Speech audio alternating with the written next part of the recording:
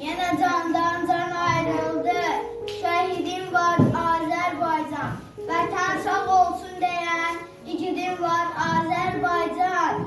Bu torpaqlardan tökmüşük. Şehit verip dil sözmüşük. Sanmasınlar biz ölmüşük. İgidim var Azerbaycan. Düşman oyun kurdu bize.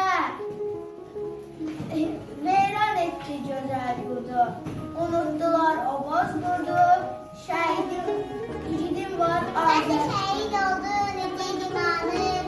Torpaq uğrunda ağır döyüşler. Sen de şehit oldun ece limanım. Düşman üzerinde giden yürüyüşler. Sen de şehit oldun ece limanım. Gidenler söyledi dövüştür yolum. Aldın kısasını düşmenden oğlum. Ey geyretli balam kanadın kolum. Sen de şehit oldun ece limanım. Ben candan can ayrıldım. Şehidim var Azerbaycan. Vatan sağ olsun diyen ikidim var Azerbaycan. Tarih yazdı içitler, hamısı azizimizdir. Usta cümür bunlarda şanlı tarihi de baksın o torpağa. Orada şehit nefesi var. Kan karışmış ortasında. Sönmüş şehit hevesi var.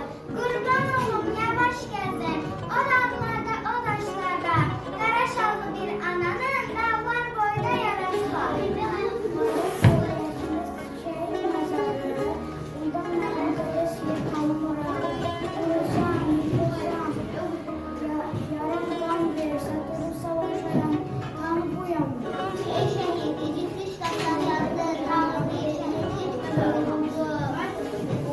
Düşman yanlarına kanın kapıldı.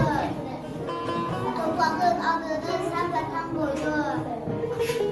Ey şehit, kapında baş eğik biz.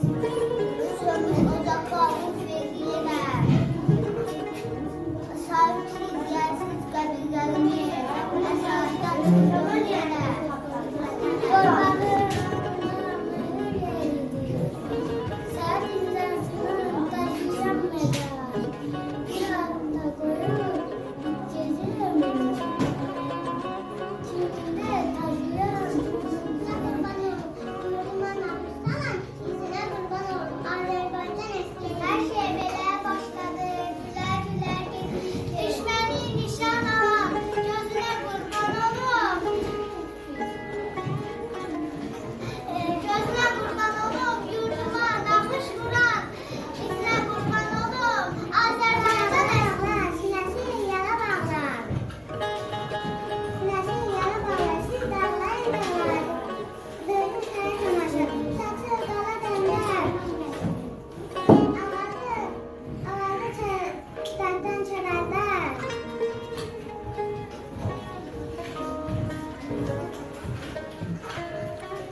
Baba, o torpağa, orada şehit nefesi var. Kan karışmış o palçıkta, sönmüş şehit hevesi var.